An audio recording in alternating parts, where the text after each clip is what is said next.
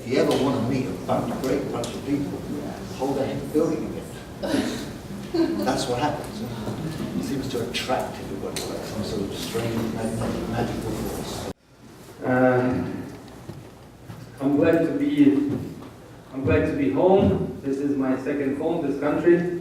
I studied my engineering degree a couple of hours away from here in Ottawa, and I don't come back that often to Canada, unfortunately. But it seems like hopefully after this event there will be more projects, and maybe I'll participate in some of them. That will be really, pleasing to my heart, because I truly think this is, as a construction engineer, I think this is the best material out there so far. The natural materials is the way to go, absolutely. And hemp is one of them, for sure. And Canada has an enormous potential in succeeding in the hemp industry, and including the insulation as well as construction sector. So,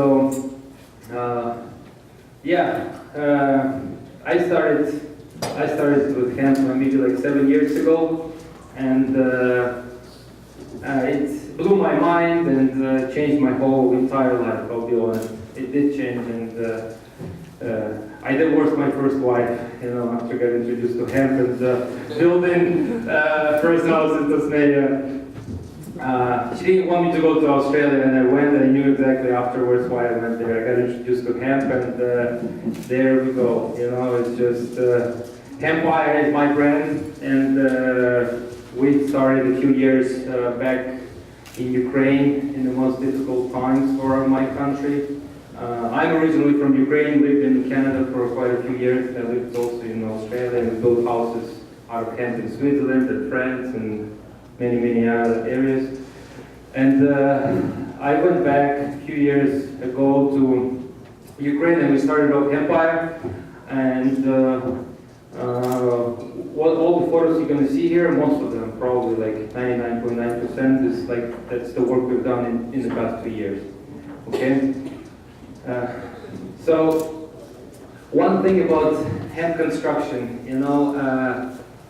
don't say something and claim something until you touched it yourself. So the very important term here is discernment. Whatever you do in life, you have to always investigate how our ancestors used to do it.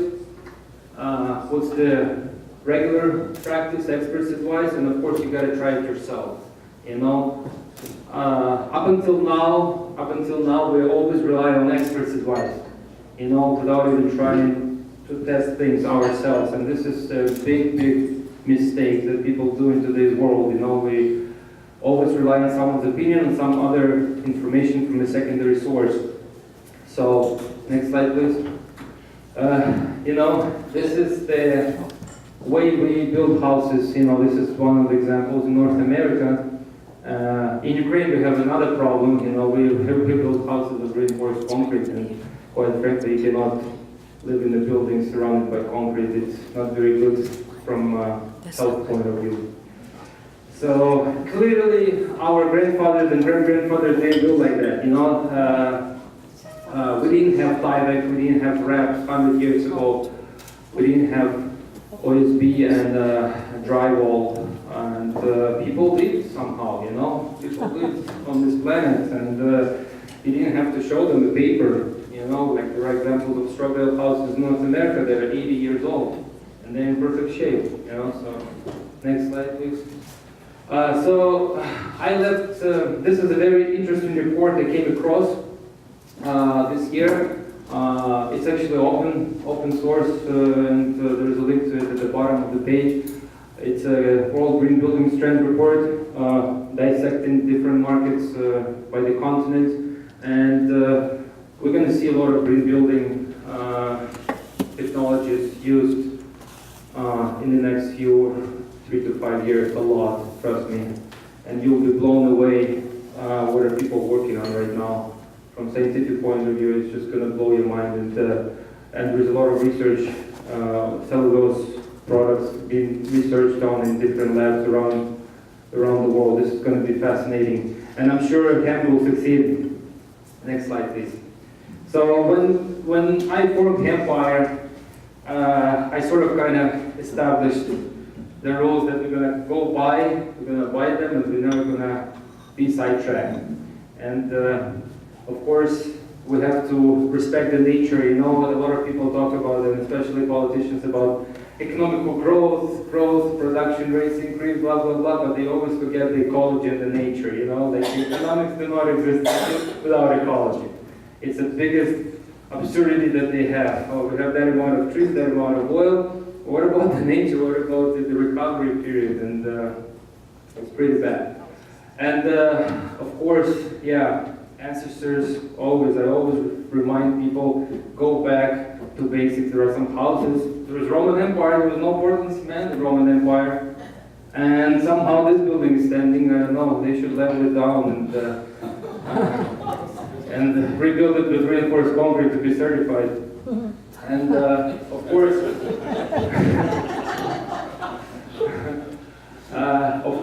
the number 3 is my favorite one. You know, before I was working in the project management field, I couldn't care less what we put into the buildings and what type of installation and construction materials actually being involved in the project, up until I got introduced to hemp. And the number one issue, you know, it's I always try to, when we talk to clients, I always try to get their wives to come to the meeting. Somehow women, you know, emotionally are much more well developed than men, and their intuition tells them sometimes that you know, you have to kind of follow your heart. So I'll tell you one thing: once we push the woman inside the hemp house, and I tell them that her children are going to live in a house like this. That's it. Her husband does not stand a chance, I'll tell you that much. And we've done it, I've tested many times, you know, and I'm going to show the photo of our client. And that is a much more valuable photo than any other certification that we're going to go for, apply, receive in the next years, you know. So, next slide, please. I'm just going to go a little bit more in dynamic. There's a bunch of photos, right? So here's what we have done in Hempire. We have developed a 100% natural binder from the local materials. I came back to Ukraine 3 years ago, where the country was risked with war in the east side. And the idea is to create something 100% local, 100% natural, so we don't depend on import and the currency exchange ratios and things of that nature. And we have done it. We have created a binder that does not contain any cement, any hydraulic lime, any sand, any of that stuff, no toxic classifiers.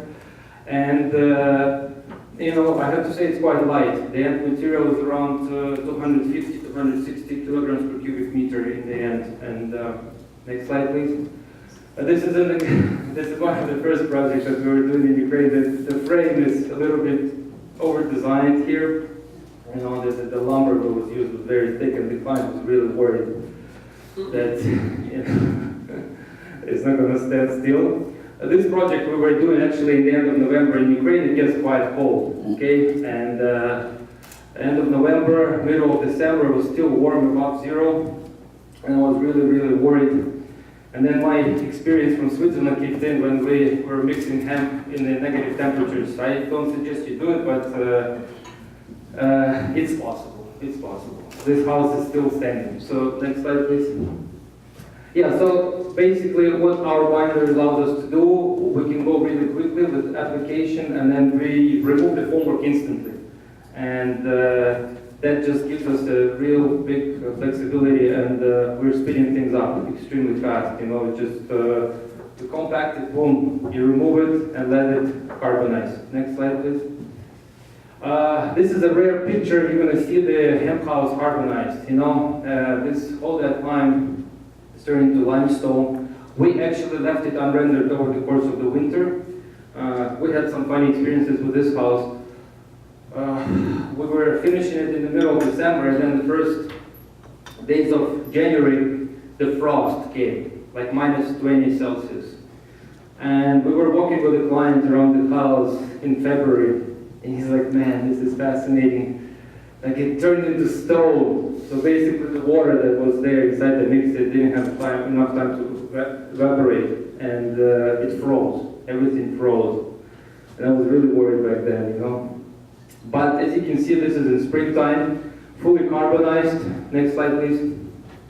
Rendered, and it's in perfect shape. And no one can tell the difference whether it's built out of styrofoam or hemp or anything else. So this is just an example to you that you can make modern structures with horizontal roof. By the way, we've insulated the roof, and the client was so happy how it can absorb the moisture. He didn't even install he was against anything toxic, unnatural, so he didn't even start the hydro barrier on top, which is risky, but it seems to be working quite well, I have to say. Next slide. Yeah, so of course, you know, the most beneficial about it all is the seamless wall that you get in the end. Next slide. So just an example, just do not forget, with hemp you can insulate any type of surface. If people tell you you cannot, you know, give them my contact, you know. I'm going to show you what we have done so far, and you can insulate any type of surface. Ceilings, roofs, basements, absolutely everything. You know, if you're kind of debating whether or not to do it, you can do it, I'll tell you that much. Next slide. Yeah, roof, you know, basic stuff. Next slide. Yeah, renders, you can go crazy with renders. You know, renders is, yeah, there are some top professionals around the world, including Steve and Wolf Jordan. Wolf is the magician in producing different types of lime plasters for exterior, interior. I'm fascinated by his work. He's located in Belgium. Incredible guy. Can tell you all about it, you know, from frescoes to traditional hemp house. Next slide. Yeah, so you can play around with fibers, you can add all kinds of stuff in it, you know, you can go crazy. That's one thing I love about hemp. You can go absolutely nuts. You can make round shapes, you can build pyramids out of it. That's, you know, that's about, I guess it's an architect's dream, because try other materials, it's going to be quite difficult to execute, you know, only organic matter can do that. Next slide.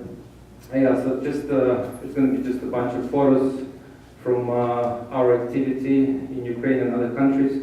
Next slide. So as you can see, we've insulated this house, and we had to insulate the brick from inside. Next slide. Yeah, basically we fill it all out with hemp. It took us, you know, it goes quite fast. You know, this stuff, you know, you just install the foamer. Oh, stop here. This lady, she's a client of mine, you know. You know, we hadn't talked for a year, but when I gave her a call to check out how was the house, she was, you know, her voice turned into high-pitched one. And I told her I'm going to pass by the fridge and said, oh, now you're coming to my house, you know, because she is so in love with this house. She's taking pride, and I'll tell you, you can give me all, you know, you can put all materials to all kinds of tests. But when I see people happy, I don't need anything else. You know, I don't need anything else. I see happy people, I see healthy people, I see people that save their money. What else? And yeah, the government is not involved in it, you know, so that's a sad one. But you know, this is a beautiful house that's been insulated, rendered with the lime plasters. You can see something very simple and beautiful. And yeah, I just added this photo to the presentation, so you guys take a look. Where are you going to be living in a house like that? Yeah, so this is another interesting one. Next slide.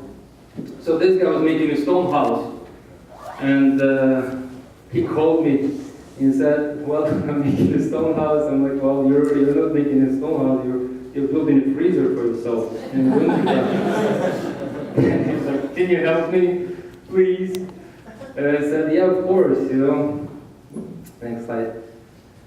Yeah, so we've insulated, we've kind of grown a little bit more lumber to it to He was like a 35 centimeter thick insulation layer.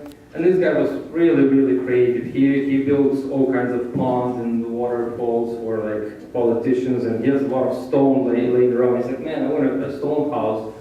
So the way we did it, we of course separated the hemp from the stone. You don't want that viewpoint, touching your hemp too much, even though it can survive. Next slide. So it turned out to be a really, really beautiful home where he just throws one log into the stove. Next slide. And it's ironically enough, it's called Canada. That was funny. He throws in one log, and the house maintains its own temperature for like up to 10 hours. It's quite impressive, I have to say. Yeah, next slide. So it's like a really, really authentic. He was going crazy, going 100% organic. Everything had to be naturally handmade, and yeah, it looks like it's turned out to be quite nice. Next slide. So yeah, it's a little spot on the second floor where you set up your bed or whatever it is, and just relax. He tells me when everything is like getting to him under his nerves, so he just goes into his house, like into this hemp house, and just apparently the phone connection is so great there, so he's really happy about that too. Sometimes he likes to stay alone. So yeah, this is a house we built in Lviv region. It's west of Ukraine. People always asking me how to finish off a round house, a spherical house. This is one of the options. It's what's it called? Like what's the proper word for it? Like a wooden planks, like a wooden shingles. I would say, yeah, you can say the shingles. And if you treat it properly, this type of material can last for like, I don't know, 60, 70, 80 years without being repaired. If you treat your lumber properly with the proper stuff. Next slide. So yeah, we basically insulated it from inside. It was quite challenging. These projects usually they always turn upside down. First they put the frame, then they cover, then you cannot insulate it, now you can, that type of stuff. So next slide. Yeah, so basically we've used traditional OSB. That's the only thing it's good for, I'll tell you. I hate OSB. Whoever moved into the brand new house in Canada, he'll respond with sympathy, because it smells like it's terrible, really. OSB is really terrible. It's like, don't use OSB in your house, please. Next slide. Next slide, that's a dirty jacket there. Okay, so it was, yeah, basically what you do, you just, you seal it. You can render it from inside. I'll tell you, I would always suggest you apply some type of rough coat of render, because we had one house where we applied, mixed in such a light fashion that the wind was blowing through it. The wind was going right through our insulation. But as soon as we insulated one side of that building, the temperature increased by 6 degrees Celsius. We insulated another side, it was like more than 10 again. So it's just, it's crazy. As soon as you seal these air gaps, it's a whole totally different story. Next slide. And this house has a hemp heart, This is a seminar that we did in Poland. These guys are growing for seed and oil, the hemp field. It was quite painful, but they had to clear up some hemp plants, for us to erect this beautiful house. This is a company, They just started building with hemp in Poland, and they have some success right now. Next slide. So it's just once again very fast direction times. That's what I like about hemp. You just compact it, you remove the formwork off, you go to another layer, another layer. And what's cool about sagging, it depends on the water content inside your mix. And if you're right about it, you'll have minimal sagging in the next week or so. You don't even have to wait. A lot of people asking me, whether our material is going to collapse immediately after we apply and remove the formwork. I say no, it's just going to stay intact. And I like living houses, open and rendered for a winter test. So they have really cold winters up there in northern Poland. And let me tell you, nothing happened to the house. Nothing happened to this house. You know, maybe you have to shave off the outer coating, like maybe like a half a centimeter, because you know, the moisture, it sits on your house, it just freezes, then defrosts, freezes, defrosts. So of course, you know, some particles you have to remove before you apply the render. Next slide. Yeah, so basically this is the picture they sent to me recently. That's how it looks like. So they applied the initial coating, and there's going to be a couple more coming up. Lime and sand, of course. Next slide. This is an interesting one. This one in Ukraine right now, and after we insulated, I asked the client to cover it up like 55 times. And the client didn't do it, you know, like it was, I asked them for 6 days, cover it up, the rain is coming up, and you could see it on the prognosis online, you know. And the interesting thing about this is that the rain was falling on this stuff for like 8 hours straight during the night time. And nothing happened to it. It sagged a little bit, it absorbed moisture. So you know, you kind of had to come back and kind of seal the gaps in between your wood studs and wood frame members and the hemp itself. It's the wooden shingles inside, or whatever, the wooden planks inside installed that got damaged. But hemp, undamaged. Incredible, really. This is very interesting test that I put our stuff to. You know, I left this piece of wall sitting wide open for 3 straight years in succession. Nothing happened to it. So whenever architect tells me, oh, it's not durable material enough, I drag him by the ear and show him that wall, you know.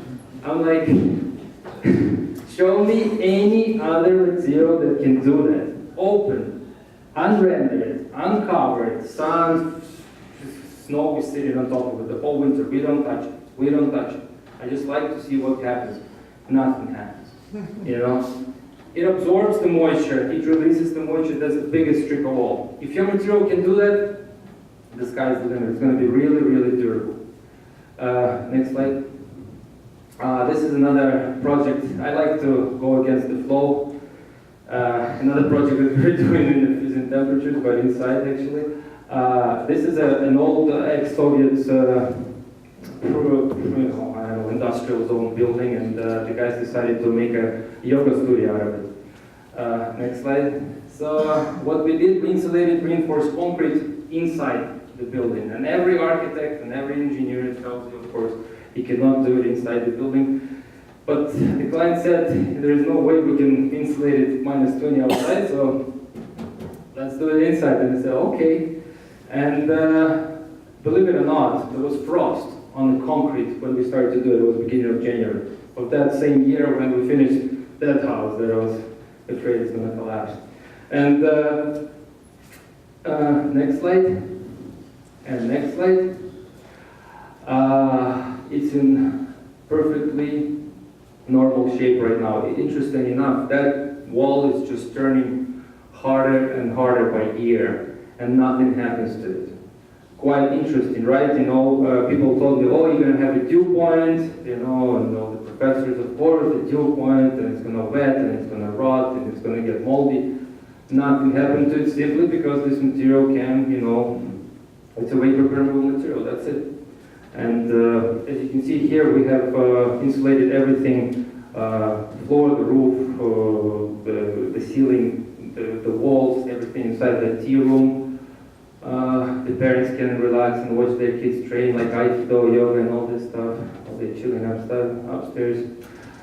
This is an interesting one, of course, one of our most challenging, up to date. This is a set of domes in Russia, and next slide. And of course, I told the client, yeah, of course we can do it. So off we go, the next slide. And we're building it up. Next slide. So the height of the highest dome is 6.5 meters high. And when I asked the client initially, what are you going to do, what's going to be interior, he said, oh, it's going to be wooden planks, no worries. And I said, okay, we can do it. And then after we finished, he said, it's going to be rendered inside, you know. And he said, whoa, we have to remove everything, you know. We have to remove all our support. And I asked him, let it sit for like a month or so, for a month and a half, let it set. And it's, you know, and it happened that we had to remove it, and hemp stays in place. It shows you an incredible ability of hemp to just cure in that fashion that, you know, the wooden members here and the hemp insulation, they work together. It's a mutual effort, and it's kind of holding each other up, you know. This is quite interesting, you know, and unfortunately, I cannot show you any other photos due to the confidentiality reasons, and they don't show me, they don't send me photos anymore. What are they going to do there? I hope, you know, it's all good. They're very happy. And yeah, so basically, any shape of any structure, steel or wood. If it's steel, you have to prime it. If it's wood, you don't have to treat it. You can make. You can insulate out of hemp. This is the house we've been consulting on in France, and it was left unrendered for the winter. And trust me, in that area of France, there's a lot of snow. So the client just applied the rough coating on the bottom floor if there was any snow accumulating, and he left it unrendered. So it's not a problem. It's quite versatile material. And here's another one. Yeah, this is at the dispensary in San Diego, and actually me and Steven were working at night sometimes without a mixer on the lonely, lonely nights in San Diego. We were mixing everything by shovel. That was quite painful. Next slide. The guy asked us to prepare a counter out of hemp in the dispensary, and right now it's still unfinished, but hopefully this year we can showcase how it's going to look like right in the middle of the dispensary. Yeah, this is an interesting project, very challenging one as well, because I had to work with Steven once again. And you know, it's difficult to work with Mexican guys, you know. So I flew in on Wednesday night. We had 3 days. We had only 3 days to build this whole thing up on the trailer. And it was, I think, exceeding the capacity of the trailer actually in the end. Next slide. So we have erected it and started to insulate it on Thursday, Friday, Saturday. I was jet lagged, working with Steven, remember? So we braced it. And guess what? I like to show this. This is no OSB. I mean, architects in North America, they go crazy. Like, how is this? No OSB, man. It's going to go hold together. It's probably going to collapse. So, yeah, it was like, I think, 7-inch thick insulation level. Next slide. Next slide, just the details. Bunch of people showed up. We worked with hemp technologists and Steven and other guys to complete this project. We called up a bunch of people to help us out. There's Joe Baggerman. This guy showed up. This guy is my hero. You know, this is a symbolic picture to all of us. He showed up and helped us a lot, actually. And yeah, we kind of almost finished. Next slide. There is no slide where we're working at night. So the deal here was why we put it on the trailer. We had to remove it from Balboa Park in San Diego in the end of the event. There was a one-day event during the Earth Day, and that was the decision that has been made, you know, put it on the trailer. And we have finished doing it at 1 o'clock at night. On Saturday night, at 4 o'clock, the guy came to pick it up. So talking about the curing time, okay, what happened like 3 hours, you know, past time. And off we went. In San Diego streets, downtown, with no permits, no nothing, the hemp house on wheels, you know.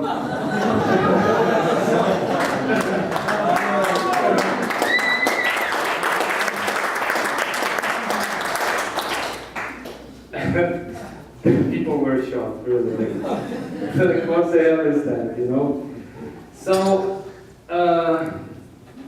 there is always there was always going to be problems with the earthquake and the seismic activity around the planet more and more frequently. Now you can see that this is really bothering us.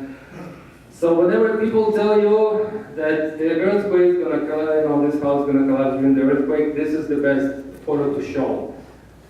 We moved that thing 3 hours after we applied the last piece of material on it. Of course, we decided to keep the formwork on because we knew it's going to just fall apart. So whoever was in San Diego, there are trams going around San Diego. So we were going over the tram tracks, making turns. The whole thing was going like this, It was just... And I have to say, there was a crack. There was a little spot there on the left-hand side there that it kind of fell off. But that's the only piece that fell off during 2 trips in 24 hours after we applied the material. So once again, the material just shows you how quickly it can cure, how quickly it can set, and it's quite flexible in that manner. So yeah, we were really pleasantly shocked. So these are our future projects, and we're planning to execute one of them in California, maybe next year. It would be like a dispensary / restaurant / healing center, and we want to make a set of domes interconnected with each other. And the beauty about it that it's completely feasible. It's completely feasible, and we can do it. Next slide. Yeah, so things of that nature. I really like round shapes. Remember, there are no 90-degree angles in nature. And it's really pleasing to the eye when you enter a building like you visited yesterday, and all the angles were cornered. Like it was just treated. It's in the smoothened out. I really enjoyed it. You really relax in the environment if you notice that. Next time you come into the building of that nature, of that shape, you kind of remember my words. You just remember how you feel in that building like that. So this is very interesting. So yeah, this is another material that we're working on right now. We're working on the structural materials that's going to contain obviously hemp. We're working on a material that's going to substitute reinforced concrete, hopefully. One of the technologies is 3D printing technology that we want to prove to the world that you don't need concrete to print the house. It's going to be a hemp-based material, and we had some success in research recently, but that's coming up in a second. Next slide. Whatever. Next slide. Next slide. One thing I wanted to tell you, what we have planned in North America. Right now we are working on changing the definition of hempcrete recently in USA and Canada. All the materials recently has been brought in for the projects here from Europe. What we want to do, we want to create hempcrete mix. I don't like the word hempcrete, but okay, let's use hempcrete. Sourced, produced with 100% natural, locally material. So I hope that by the end of this year we're going to have processed hemp, processed in USA, our binder produced from USA components, and we'll no longer need to use imported materials, and that's going to be the case for our initial projects in California. With Hempwire, we just registered it in California, and we're going to start executing our projects in the next few months. So the same thing is going to happen to Canada. Right now, if we're going to prove the concept of our deportation system, then we'll no longer need to import anything here. And I really don't like when I really don't like to see that people talk about the sustainability, but yet we have to travel and we have to bring the materials from Europe to Australia to build the house. It doesn't make any sense, right? So, and therefore we are looking for all the farmers, whoever grows hemp in Canada and USA, you're going to need that stock from you. So you can write down my number, my email, and give me a shout, and let's hope we can build the prosperous hemp future for this beautiful continent. Thank you very much.